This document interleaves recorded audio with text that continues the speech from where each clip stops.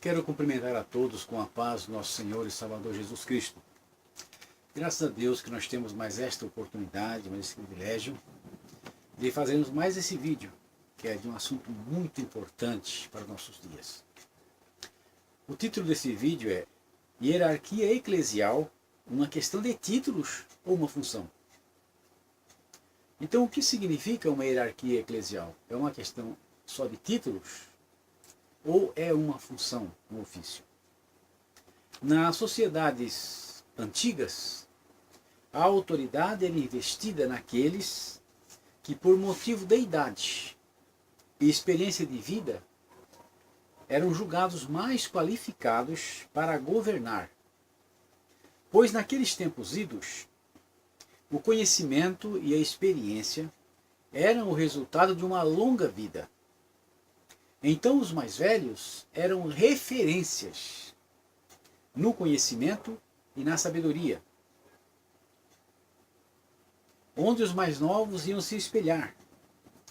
Porém, com o passar dos tempos, o conhecimento formal e o treinamento técnico possibilitaram a substituição desse tipo de critério, onde pessoas mais novas, porém com conhecimento formal e um bom treinamento prático, pudessem vir a exercer cargos de liderança, onde antigamente só os mais velhos poderiam fazê-lo.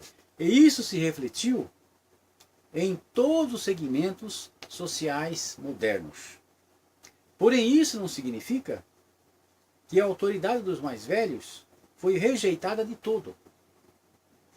Mas que nesses novos tempos, a realidade atual exige um conhecimento mais complexo que um conhecimento vivencial e uma experiência de vida. Naquela época, porém, os anciãos eram referências nesse campo.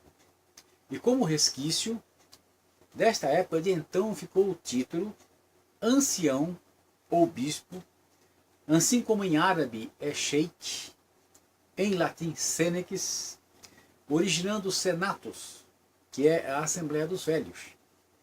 Porém, dentro das igrejas, que é o que nos interessa, ficou ancião, que vem do hebraico zaken, ou presbítero, que significa homem velho, e que vem do grego presbíteros, ou ainda bispo, que significa superintendente ou supervisor, e que vem do grego episcopos, ou ainda do latim episcopus, o que vem ser a mesma coisa. Ou seja, um homem velho com conhecimento vivencial e experiência de vida. Então, na prática, é tudo a mesma coisa.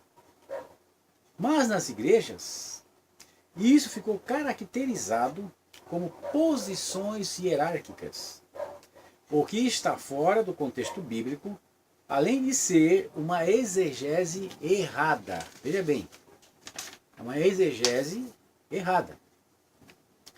Nas Assembleias de Deus, por exemplo, na sua 8ª convenção, realizada em 1937 em São Paulo, baseados em uma interpretação equivocada de 3 versículos bíblicos, os convencionais chegaram a uma conclusão que havia 2 tipos de presbíteros. E isso conforme está registrado no livro História da Convenção Geral das Assembleias de Deus no Brasil, da editora CPAD de Israel de Araújo. Esse livro aqui, ó. É nesse aqui, ó. Que muitos pastores, muitos líderes, nem tem esse livro da Assembleia de Deus, nem sabem que ele existe na realidade. Então esse livro aqui, ó. Viu? Esse livro aqui é que fala sobre essa reunião convencional, de 37. E na página 135 desse livro está escrito assim: a última sessão terminou com questões eclesiásticas. O primeiro assunto, que também tinha um cunho teológico, era se os anciãos presbíteros não poderiam ser considerados pastores.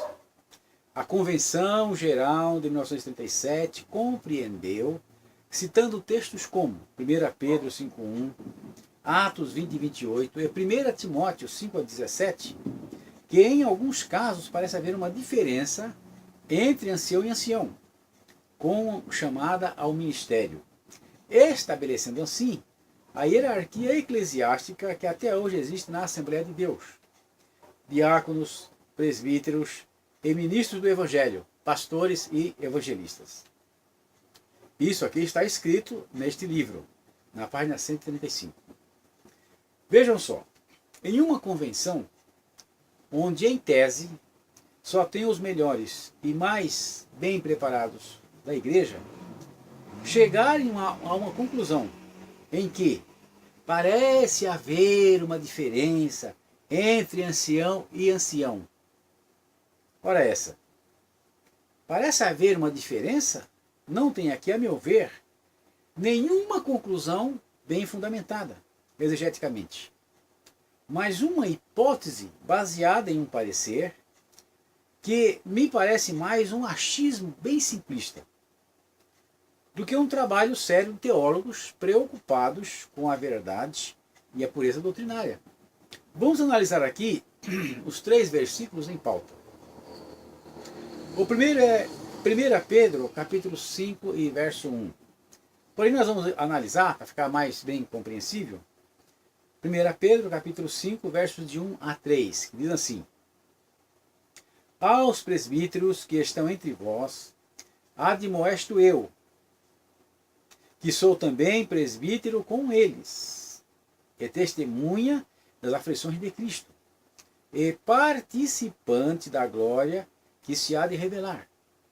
Apacentai o rebanho de Deus, que está entre vós, tendo cuidado dele, não por força, mas voluntariamente, nem por torpe ganância, mas de ânimo pronto, nem como tendo domínio sobre a herança de Deus, mas servindo de exemplo ao rebanho.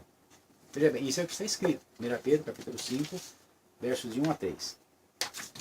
Bom, o que Pedro está dizendo aqui é que ele é um presbítero e que está se dirigindo a outros presbíteros, admoestando-os a apacentar o rebanho de Deus, dentro de certas condições. Ou seja, quem apacenta ovelhas, quem apacenta, seja ovelhas ou pessoas, é um pastor.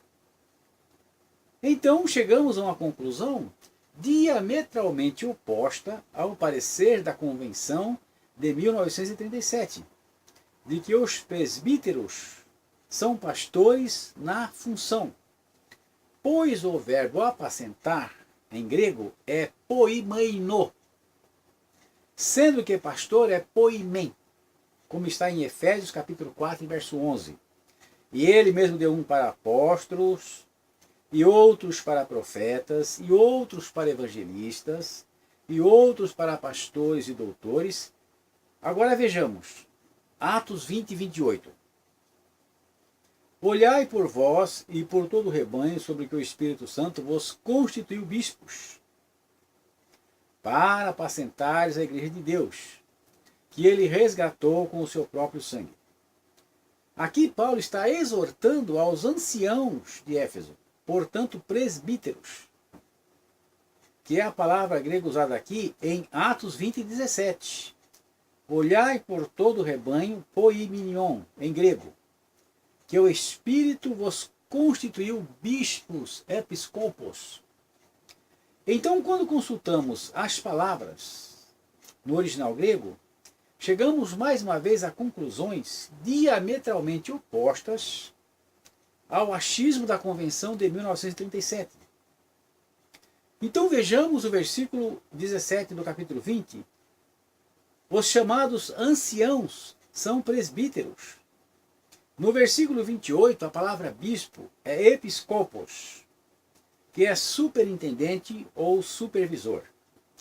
O verbo da ação é apacentar, poimaino, cujo sujeito da ação é o poimen, pastor. Então, só nesse versículo aqui, chegamos à conclusão que ancião, bispo e presbítero são uma e a mesma pessoa. Veja bem, ancião, bispo e presbítero são uma e a mesma pessoa, com a função de apacentar a igreja de Deus. Essa é a realidade. Isso é o que está na Bíblia.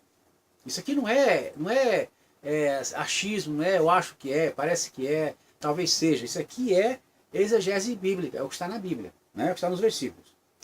Por isso nós podemos ver que uma exegese mal feita gera doutrinas completamente distorcidas, embora sejam tiradas da própria Bíblia. De formas que, usando um versículo, que é histórico, e não é nem prescritivo e nem normativo para doutrinas, né? Os convencionais assembleanos chegaram a uma conclusão totalmente contrária ao que o versículo diz. Agora, vejam só. O versículo diz uma coisa e essa convenção inteira consegue chegar a uma conclusão completamente o contrário do que o próprio versículo diz. Tantos líderes em assembleia para chegar a um resultado tão ruim. Quer dizer, demonstrando na Assembleia de Deus, o preparo bíblico teológico não é levado muito a sério.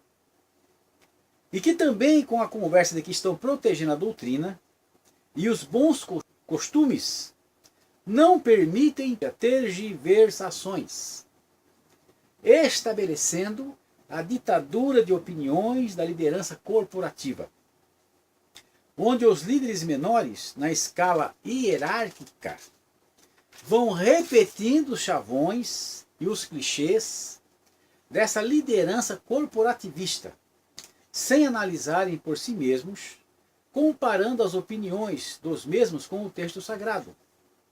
E usando o dom de discernimento concedido por Deus para todos os seres humanos, que é a capacidade de pensar por si mesmo e tomar decisões baseadas em convicções interiores, bem fundamentadas na verdade e na liberdade pessoal. E fazem isso ou por preguiça de estudar, ou por acomodamento, para não despertar suspeitas e perder suas posições, ou até porque não sabe mesmo, e não se importam em aprender. Seja como for, estes erros teológicos continuam a acontecer no ambiente assembleiano. Isso aconteceu na década de 30 e continua a acontecer hoje. Haja visto a decisão equivocada sobre o divórcio feita pela CGADB e também pela CONAMAD há pouco tempo atrás. Ou seja, a verdade não é tão importante como a opinião do grande irmão, pastor presidente, viu? Agora, vocês escutam eu falando sobre isso aqui ou veem esse vídeo e ficam dizendo que eu quero saber mais que todo mundo, quero saber interpretar mais que todo mundo. Não é esse o problema. Vocês deveriam pôr a mão na consciência e revisar o ensinamento que vocês estão fazendo para a igreja. Revisar as decisões que vocês têm tomado em convenções. Porque se vocês tomam decisões equivocadas em relação à própria Bíblia, que podem ser colocadas em dúvidas dessa forma tão simplesmente desse jeito, basta analisar o versículo. Agora vocês acham que eu estou querendo saber mais que vocês? A minha preocupação não é saber mais do que vocês, é saber mais que ninguém. A minha preocupação é com a verdade. Porque a verdade bem estabelecida, ela serve de saúde para a igreja. O que é muito contrário do que vocês dizem. Porque quando se toma decisões equivocadas, erradas, contra a própria Bíblia, porque fazem uma exegese muito fraca e muito superficial, vocês geram doutrinas equivocadas e distorções teológicas que vão contaminar a igreja e preparar a igreja para situações difíceis no futuro, que é que eu vou mostrar aqui depois que aconteceu quase isso daí. Agora, vamos analisar aqui agora o terceiro versículo que foi usado na Convenção 37, que é 1 Timóteo capítulo 5, verso 17. Os presbíteros que governam bem sejam estimados por dignos de duplicada honra, principalmente os que trabalham na palavra e na doutrina. Porque diz a Escritura, não ligarás a boca ao boi que debulha, e digno é o obreiro do seu salário.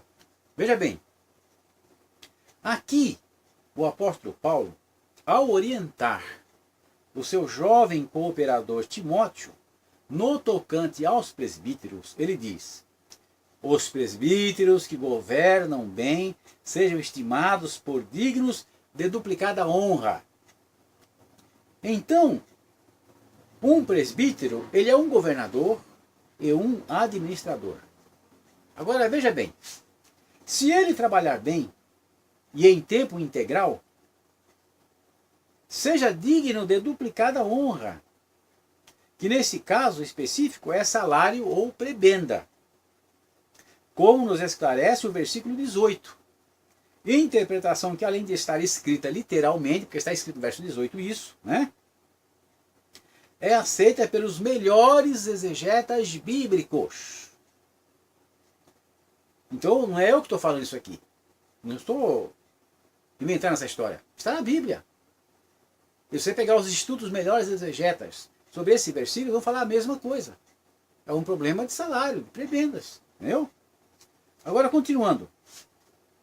Principalmente os que trabalham na palavra e na doutrina. Então aqui está a chave da interpretação convencional. Eles enxergaram aqui dois tipos de presbíteros. Um que só administrava e outro que, além de administrar, ainda ensinava. E uma vez que chegaram a essa brilhante conclusão, então disseram. A palavra textual está no livro aqui, página 135. A Convenção Geral de 1937 compreendeu que em alguns casos parece haver uma diferença entre ancião e ancião, com a chamada ao ministério, obra citada. Então, parece haver uma diferença, baseada nisso daqui, nesse versículo, eles acharam isso daí. Dois tipos de presbítero. Quer dizer, uma interpretação totalmente infantil, simplista de um texto bíblico. Né? Vejam só. Baseados em uma interpretação simplista, eles viram nesse texto dois tipos de presbíteros. Um que administrava e ensinava, então esse era o pastor, de acordo com a sua interpretação equivocada, né? E o outro que só administrava, então esse era o presbítero auxiliar do pastor. Agora nós podemos até pensar, né? Naqueles tempos, não havia o conhecimento que existe hoje. Que está à disposição da igreja. E por isso, eles não tinham o conhecimento dos teólogos de hoje. Então vamos levar isso em consideração também. Agora, então por que ninguém procurou corrigir essa distorção? Se nas Assembleias de Deus tem hoje tantos teólogos, escritores, doutores, ensinadores, será que ninguém percebeu tal situação? Eu acho que não. Deve existir alguma coisa por trás disso. E eu vou dizer o que eu acho. Que é uma hipótese, mas com muita possibilidade de ser bem real. Parece-me que o problema está na tal da duplicada honra. Porque nós entendemos que se trata de salários. Ora, se só o presbítero, administrador e ensinador que tem esse direito, então os pastores que os tais se tornaram é que podem ser assalariados pela igreja. Já os presbíteros administradores não seriam objetos dessa duplicada honra, sendo isso muito conveniente para uma igreja que estava em pleno crescimento. Além disso, nas convenções gerais, os mesmos não teriam nem voz e nem voto. Aliás, nem sequer poderiam participar, só sendo permitida a presença de pastores e evangelistas. Quanto menos pessoas para opinar, melhor. Pois é menor o risco, né, de aparecer um Lutero, um Savonarola, e etc. E isso é muito conveniente para quem quer impor as suas ideias e os seus interesses sobre os demais. Posteriormente, na Convenção Geral de 1940, foi confirmada a decisão equivocada de 37, conforme está registrado na página 162 da obra citada. Essa aqui, ó. Obra citada, essa aqui, ó. Lançada pela CPAD, né? Então diz assim: Outro assunto que interessou a todos foi a definição do ministério e das funções de cada membro do mesmo. O ministério tem sobre os ombros a responsabilidade e o cuidado da igreja, de acordo com o que João escreveu às 7 igrejas da Ásia. E como está escrito em Hebreus 13:17. Agora acharam outro versículo para confirmar aquela teoria. No que diz respeito ao ancião, presbítero, é ele considerado cooperador do pastor no cuidado para com o rebanho. Então, veja bem, agora aquela decisão da Convenção de 1937, baseada em 3 versículos, agora em 1940 eles quiseram reforçar, porque ele havia ficado um pouco de dúvida, aquela coisa toda, porque mesmo diz aqui, ficou dúvidas e tal, eles acharam outro versículo, que é para poder confirmar aquela teoria, aquela exegese equivocada que eles fizeram, né? Então diz assim, e como adendo, na mesma página 162 está escrito isso, né? E como adendo, está registrado na mesma página. Vemos que ainda naquela época havia entre os obreiros dúvidas. Depois da Convenção 37 ficou dúvidas acerca da função do presbítero na igreja. Por isso o assunto foi suscitado e esclarecido. Veja bem, havia dúvidas. Aí o assunto veio à baila outra vez. Aí resolveram achar mais um versículo, Hebreus 13, verso 17, para que pudesse esclarecer o assunto, eles falam aqui. Vamos analisar esse verso 13 e verso 17, mas vamos analisar também o verso 7, que comporta a mesma palavra, né? Então diz assim o verso 7. Lembrai-vos dos vossos pastores que vos falaram a palavra de Deus, a fé dos quais imitai, atentando para a sua maneira de viver. Esse aqui é o verso 7, agora o verso 17 que eles acharam. Obedecei a vossos pastores, sujeitai-vos a eles, porque velam por vossas almas, como aqueles que hão de dar conta delas, para que o façam com alegria, não gemendo, porque isso não vos seria útil. Quando eles leem esse verso aqui, eles enchem bem a boca. Obedecei a vossos pastores, lembrai-vos de vossos pastores, né? Agora, a palavra pastores, que os convencionais tomaram aqui para confirmar a interpretação de 1937, está geralmente mal traduzida nas Bíblias do Brasil. Pois no original grego é usada a palavra egeomai, que significa líder ou chefe, no sentido de ir à frente e mostrar o caminho, ou seja, de dar o exemplo, que é justamente o que sugere o versículo 7, quando diz, a fé dos quais imitai, atentando para a sua maneira de viver. Ou seja, um líder no exemplo pessoal. Isto não significa um pastor, como está traduzido nas versões bíblicas, mas qualquer um que seja responsável por uma igreja. Veja bem, qualquer um que seja responsável por uma igreja, porque está na função de pastor. É isso que eu estou querendo dizer. Seja ele um cooperador, diácono, presbítero, pastor, ou evangelista, ou missionário. Pois isso aqui está se referindo à igreja local. Para confirmar isso daí, para confirmar isto, essas palavras, é só consultar a Bíblia, palavra-chave, da CPAD. Essa aqui, ó. Essa aqui, ó. Essa Bíblia aqui. Que muitos pastores ignoram.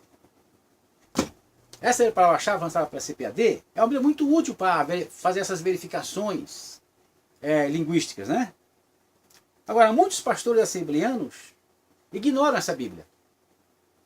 E até fazem pouco caso dela. Os mesmos pastores dessa igreja, Assembleia de Deus mesmo. Como um deles me falou na cara, que não queria saber dessa Bíblia. Entendeu? Então veja bem. Na página 2226 da mesma,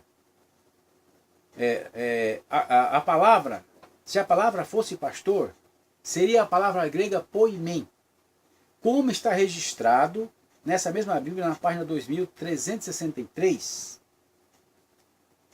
Por isso, em uma exegese baseada na língua original do Novo Testamento, essa interpretação não se sustenta. Porque você vê lá em Efésios capítulo 4 e verso 11, quando diz que ele deu alguns para os pastores e doutores, lá a palavra usada para pastores é poimê, que é pastor. É só ver. Lá na página 2363 da Bíblia, da palavra-chave. Né?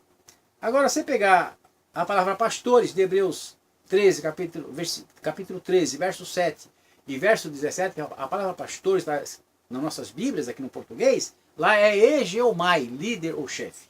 Essa é a verdade. Por isso, essa interpretação não se sustenta.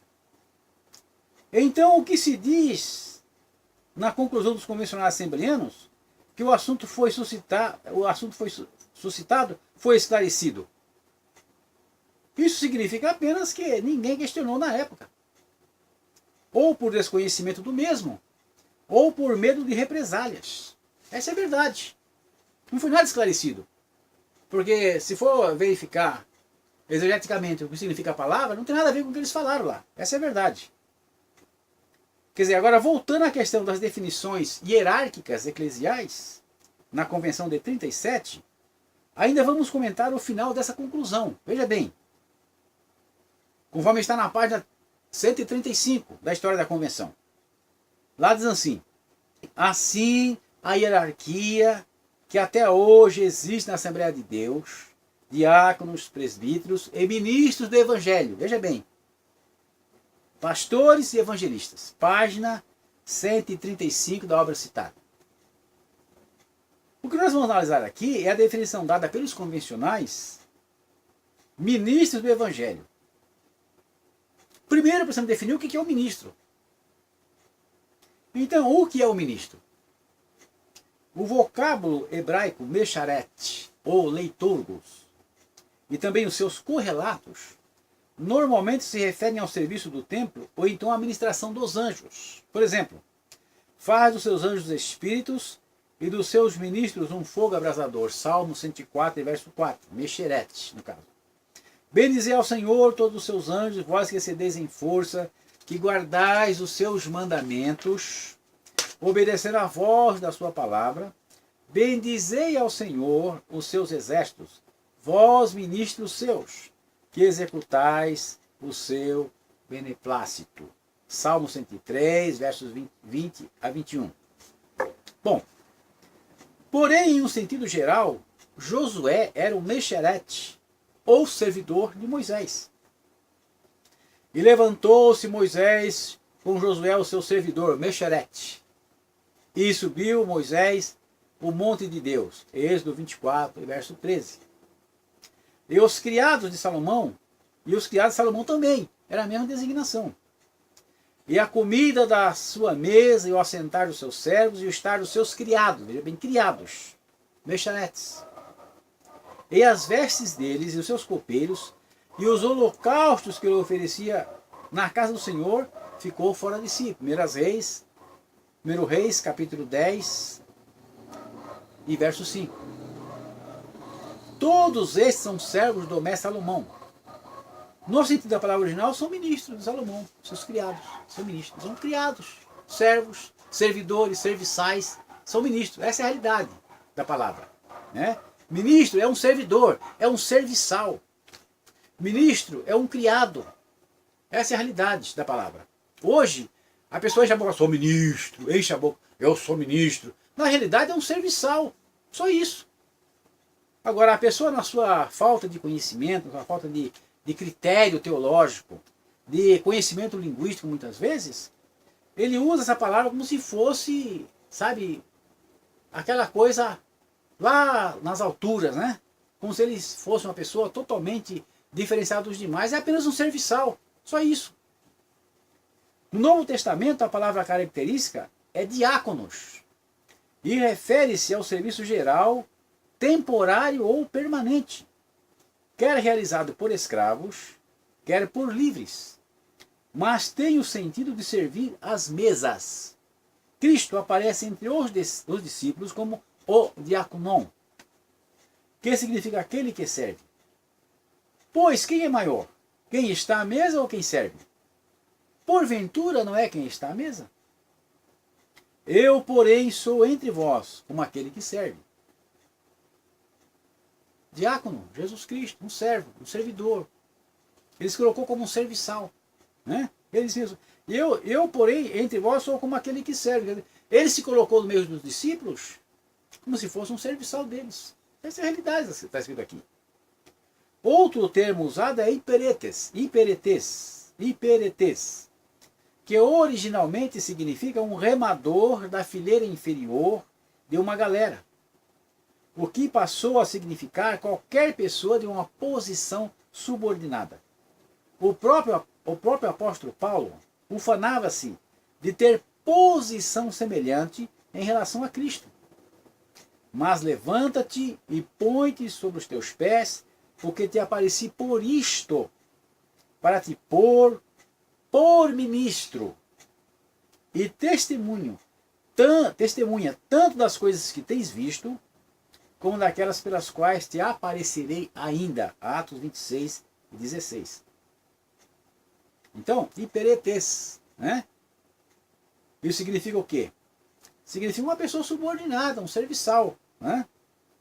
Que os homens nos considerem como ministros de Cristo e dispenseiros dos mistérios de Deus. 1 Coríntios capítulo 4 e verso 1. Esta palavra, ministro, usada nesses dois verbos é hiperetes. No original grego, Lucas emprega este vocábulo como um termo genérico para indicar os servos da palavra. Veja bem, Lucas emprega essa palavra hiperetes como um termo geral, para indicar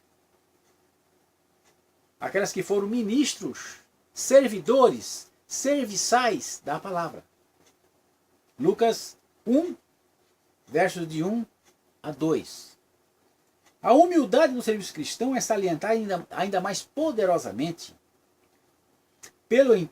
mediante o emprego da palavra doulos, que é escravo.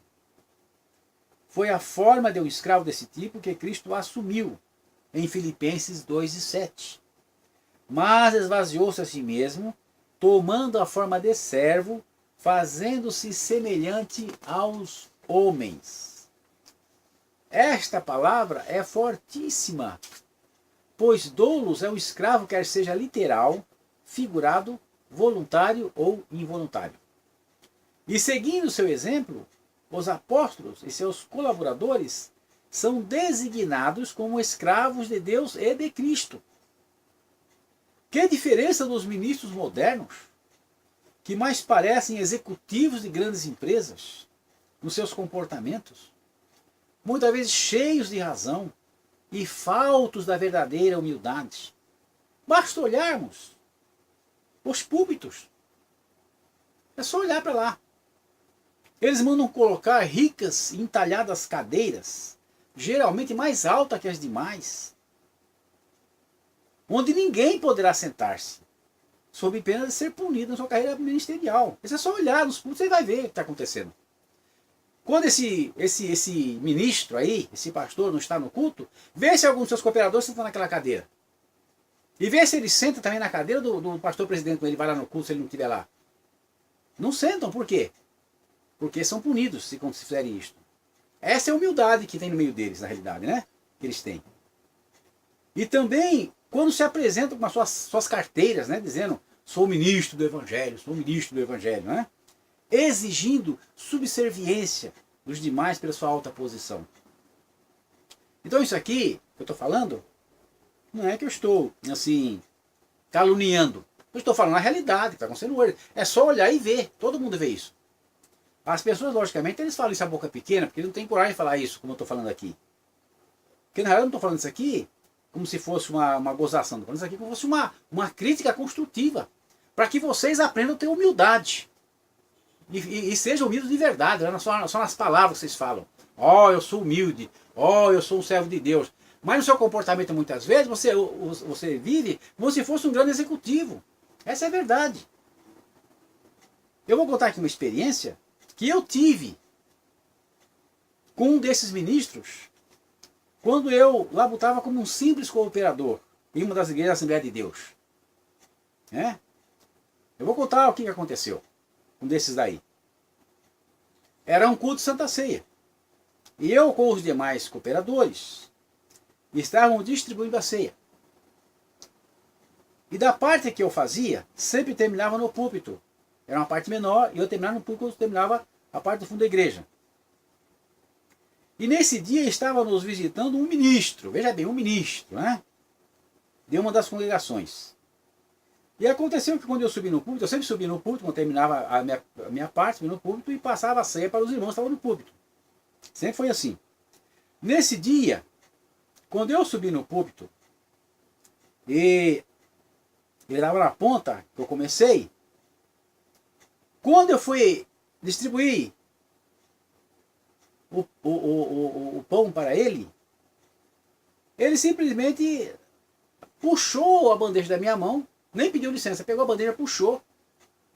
E ele mesmo foi servir os irmãos que estavam no púlpito. E depois que ele serviu o pastor, ele entregou para o pastor serviu para ele. Quer dizer, mostrando com isso a sua grande humildade. Lógico. Ele quis dizer o seguinte, que ele não aceitava ser servido por um simples cooperador, porque ele era um ministro. Ele era um ministro. Como é que um ministro vai aceitar a ceia da mão de um cooperador que não está lá no alto da posição hierárquica igual a dele, Então é isso que aconteceu. É isso que eu estou falando, é disso que eu estou falando aqui. Pessoas que quando recebem um título se acham maiores que as demais, na realidade. E o comportamento de cada um desses vai ser determinado pelo seu caráter. E pela sua sabedoria ou falta dela, na realidade, Que pelo visto está muito escassa nos meios assembleianos, muito escassa. Agora, voltando para a definição dos ministros convencionais assembleianos, por que só pastores e evangelistas são ministros do evangelho? Por que isso daí? Por acaso um diácono não é?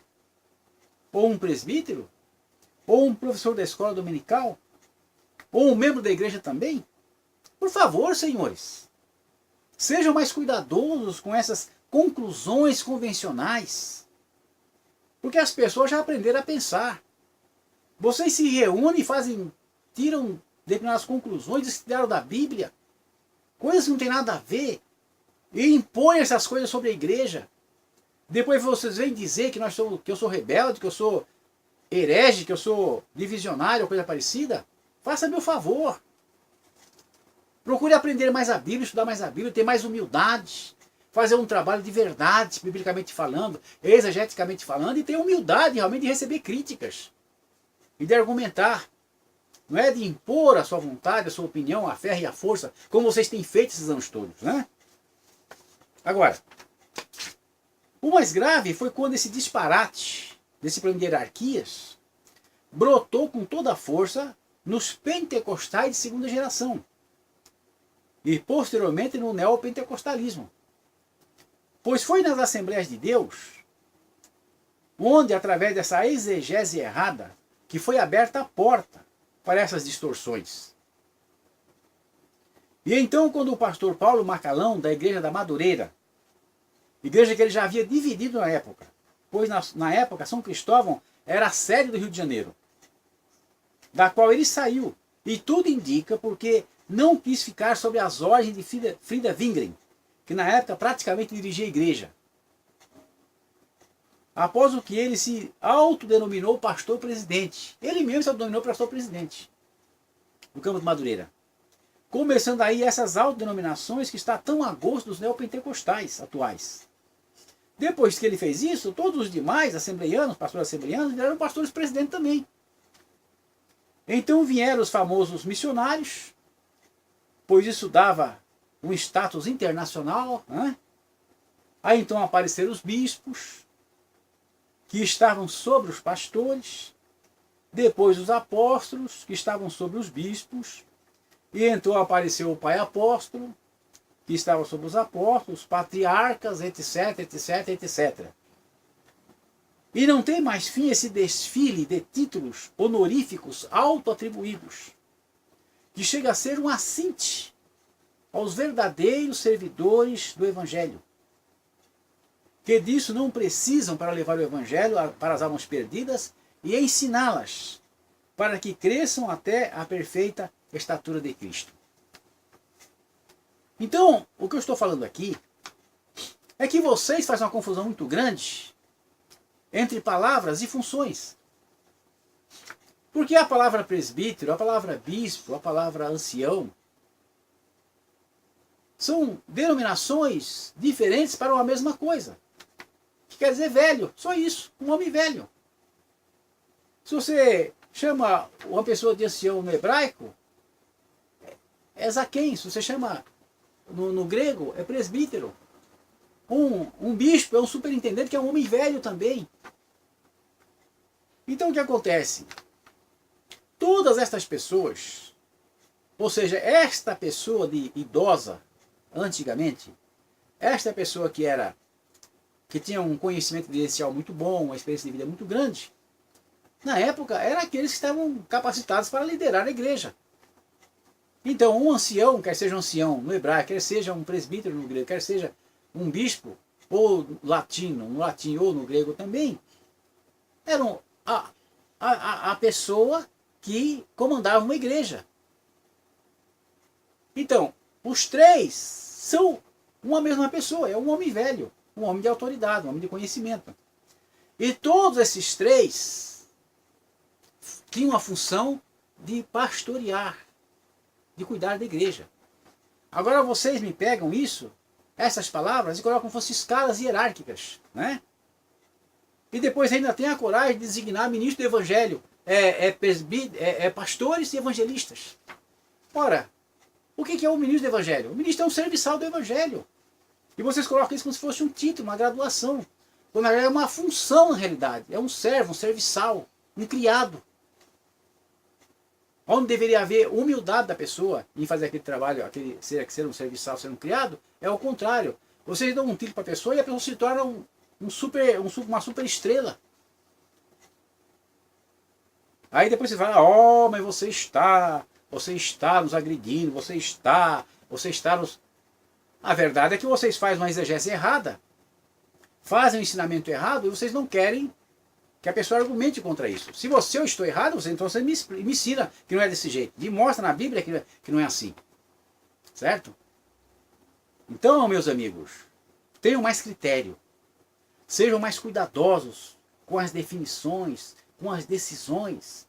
Sejam mais cuidadosos em estudar a Bíblia. Invistam no conhecimento, viu? Porque vocês, como líderes, deveriam estudar a Bíblia. Deveriam estudar a história da igreja, deveriam estudar todas as coisas referentes à igreja. Deveriam ter livros como esse daqui, ó, vocês pastores, ó, isso aqui, ó, estudar isso aqui, ó, viu? Porque isso aqui vocês deveriam ter em casa. Isso aqui vocês deveriam ter em casa também, ó. Essas coisas deveriam ter em casa. Isso aqui também, ó, tá vendo, ó? Toda a história da Deus brasileira, todas essas coisas aqui falam a realidade. Agora, vocês não têm o conhecimento e não se preocupam com ele e ficam repetindo conceitos que vocês ouviram de alguém.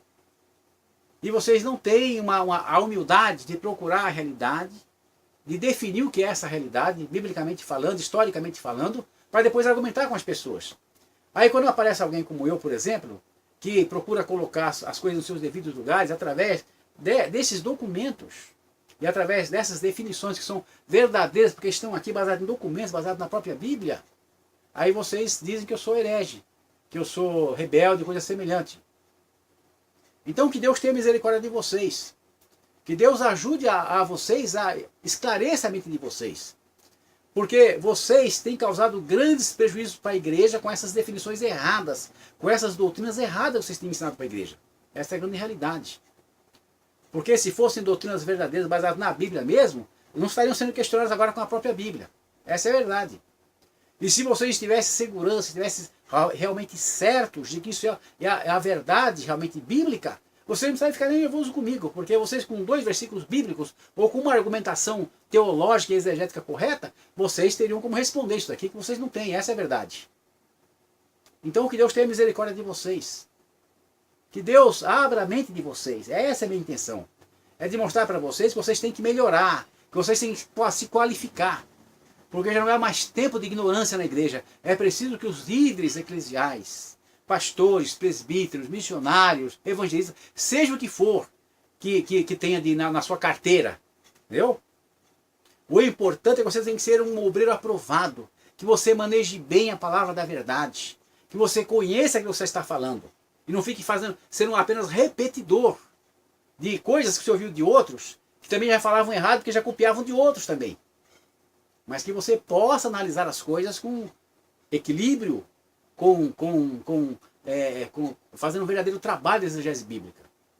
Aí depois nós podemos conversar, né? Porque quando se toma decisões baseadas na Bíblia corretamente, não é preciso ficar com medo de ninguém. Nem de hereges, nem de rebeldes, nem coisa nenhuma. Porque quem está com a verdade, o apóstolo Paulo diz assim, contra a verdade, só a verdade. Se vocês estão com a verdade, não precisa ter medo de falsos ensinamentos. Essa é a verdade. Entendeu? Então que Deus abençoe cada um de vocês. Que Deus os ajude a realmente aprender de verdade e falar a coisa com verdade e com fundamentos bíblicos. E que Deus me ajude também, para que eu possa continuar nesse trabalho de esclarecimento, embora muitas vezes eu tenha que suportar o desprezo de vocês, que essa é uma grande realidade. Porque vocês não têm humildade para aceitar, muitas vezes, uma reprimenda, aceitar muitas vezes uma correção. Então que Deus tenha misericórdia de vocês, tenha também de mim, e que Deus nos ajude, em nome de Jesus Cristo. Amém.